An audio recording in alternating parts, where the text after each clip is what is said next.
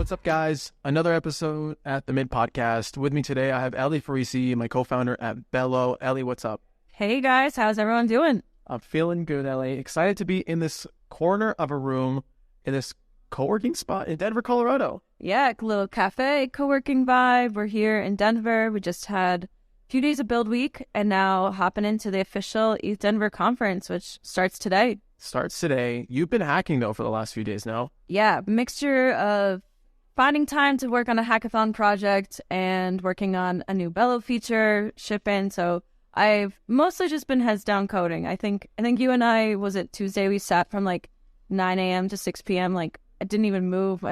My back was like hurting after a minute, but just shipping stuff, getting things done. So we have been spending the last few days, as Ellie mentioned, rolling out a new feature of Bello, revenue dashboards, helping creators understand their gross revenue, how fast they sold out their drops, and who their top supporters by each spend are. So we've been heads down the first few days of build week. So rather than building the hackathon, we've been hacking out a new feature. Bello started at a hackathon, so I feel like it's very... I love the hacker vibes all the way. All the way. And Ellie, I wanted to do this episode at Eth Denver because in the background, you'll probably hear noise. We're at this coffee shop sitting in a glass room.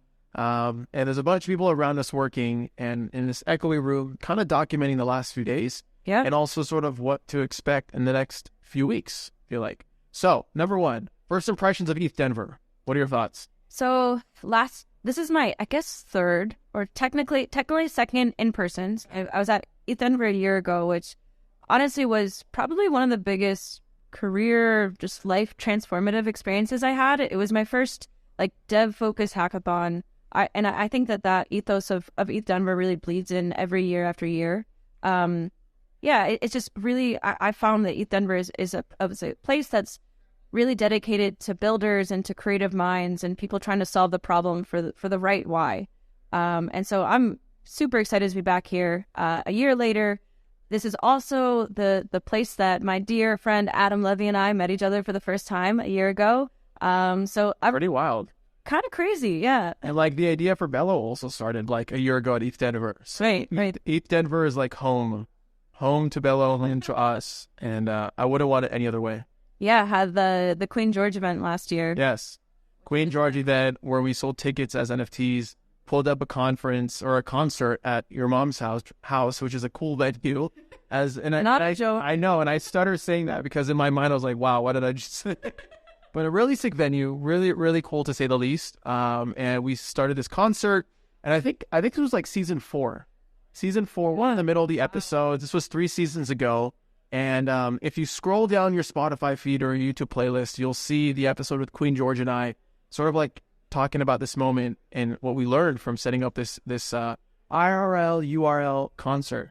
But even more importantly, Ellie, I want your reflection on the week so far. Okay? Yeah. Because we just came from a CSS dinner, our lunch actually, with a bunch of the other people that are in the A16Z Crypto Startup School cohort, which we announced, last week or so, 2 weeks ago, a couple weeks ago.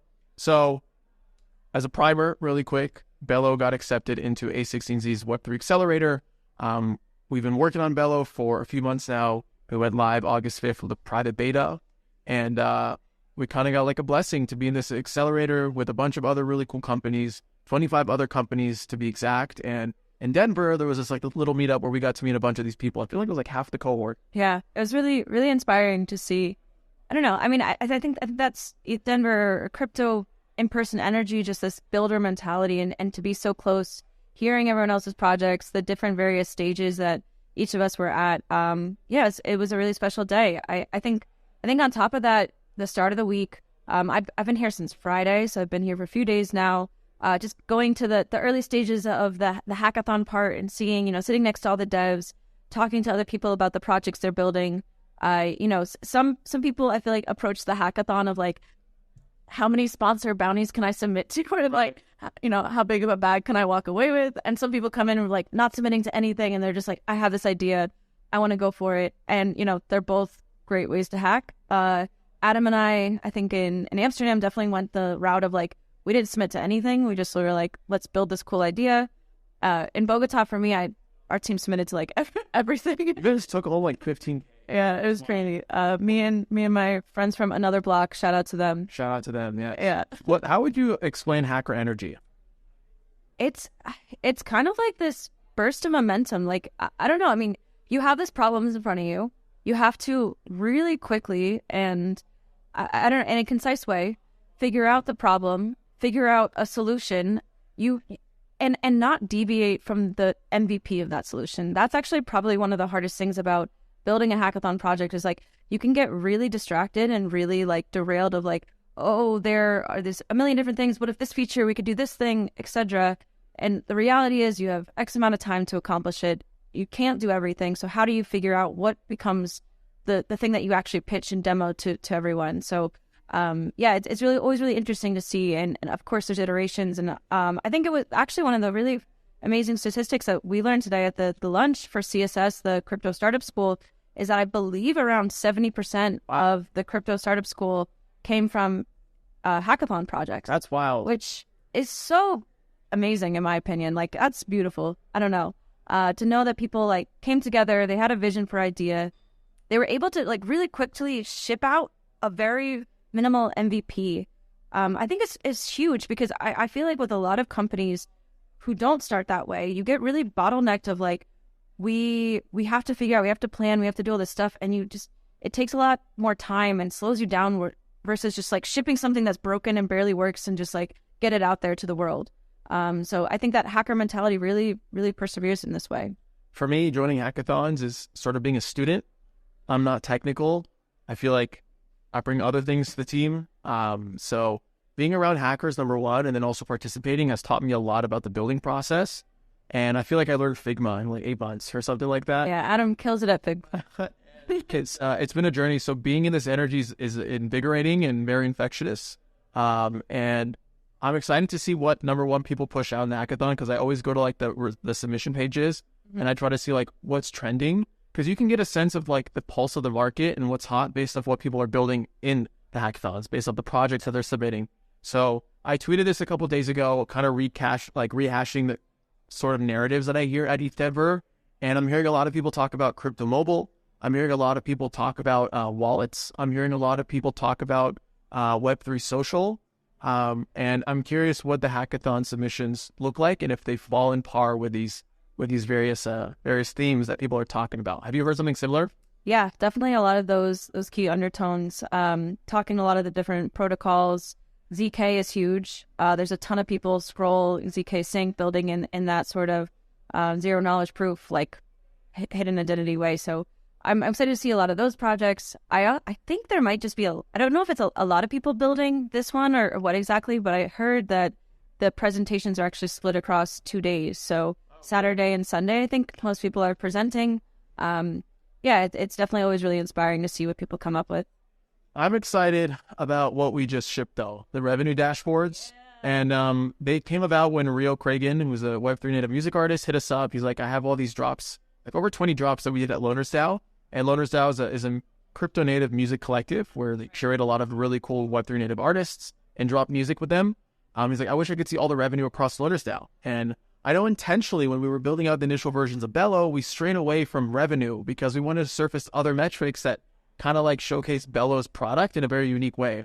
But I felt like now it was the perfect time to release it because not only Rio, but we were also getting people underneath the scenes asking us like, okay, this is great. I can see my assets in Common. I can understand what price to sell my NFTs at. I can see what time and day I should drop it. But I also want to see the revenue accrued across all those drops. So I felt like it was like an optimal moment to bring that dashboard into place. Absolutely. Yeah, I think having the insight into like one quick place to look at, like, you know, you can go to OpenSea and you can see the total volume, which really just calculates secondary sales, and having Bello be a place where you can see your primary sales, understand like I minted an NFT on Sound, or I minted an NFT on Decent, or wherever it was, I had 25 editions, 100 editions, 500 editions.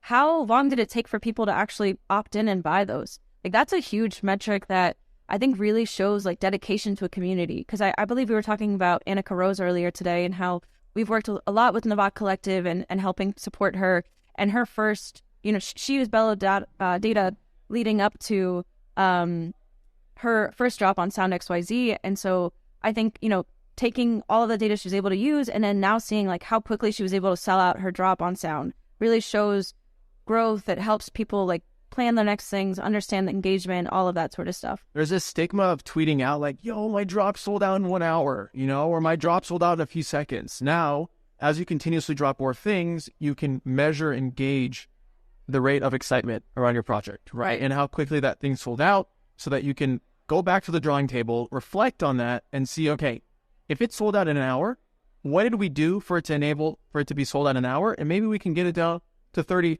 seconds, 5 minutes, 30 minutes, whenever the metric may be. So being conscious of those areas of data was something that we were super excited about rolling out this dashboard. Yeah, especially when you think about this ability to aggregate across multiple collections and say you, as one artist or creator, have dropped 10, 15 different NFT collections, and you go through and you click through each of them and you see it's like, oh, it took a day, it took 12 hours, it took this. And then you see one that took like 3 weeks or something like that. Like that's a really strong indicator for you, like something to look at and be like, okay, well, this like totally skewed my average. And now my average is more like, a few days it took to sell out, when really like it was just this one drop that took a little bit longer. And how can you dive further into that one, or one that took really short, and sort of like recreate or pivot away from certain ideas, and it actually gives you data behind the actions that you're creating and sort of the next steps that you choose to do.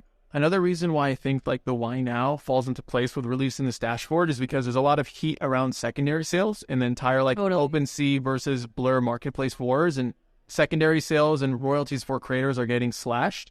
So my bet, and I think our bet, is that there's going to be a lot more of innovation around the primary sales. So having more metrics around that is super important to understand as you experiment with more ideas, concepts around selling out a drop. I'm curious, Adam, for you, like you're a big advocate on this idea of like free mints and growing your collector base and doing all this stuff. Based on all this stuff that's now happening with potentially slashing creator royalties on secondary markets, where do you see the future of primary mints? Like, do you see them being something that we keep having the free mints, but people charge more maybe for if they do their second drop, or like how are you seeing it? I think we may see a rise in non-transferable tokens. Okay. And tokens that don't have really secondary volume, and tokens that aren't, like, by default are not able to be traded. I predicated the entire mint community off free NFTs, the seasonal pins. They're free to mint, they're non-transferable. So I know also A16Z invested right now, I think it was in the YGG's co-founder, like I think it was like a few $1 million to experiment on the forefront of social, not social tokens, of soulbound tokens, excuse me, thank you. So I'm excited to see where they go. I think we've only scratched the surface of what a primary sale is. I think there's more to be explored, especially when, once again, the platforms are in control of our revenue.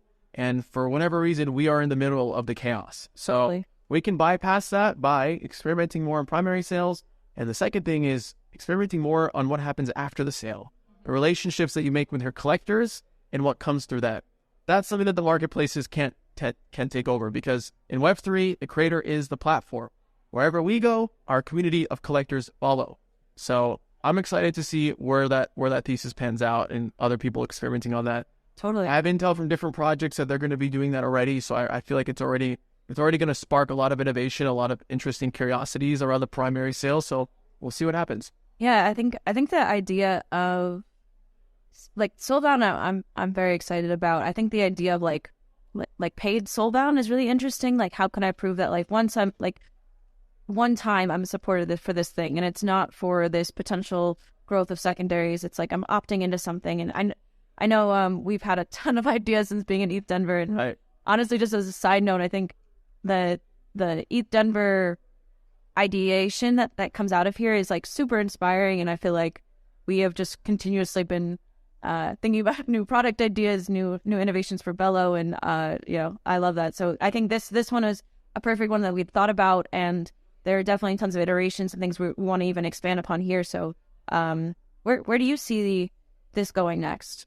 I want to think like I know what's going to happen in the future, but we're all just learning as we go. And I think Eth Denver is a primal hub for understanding where these next points and directions will sort of take us. So I'm excited to see how the week unfolds. I'm excited to see what projects get created. I'm excited to meet all these companies and creators that are out here.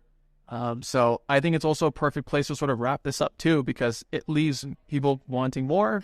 So we're going to have to do a check-in at some point afterwards to see what was the rest of the let's see if Ellie manages the time to sit our hackathon projects. So I clearly like the food theme names.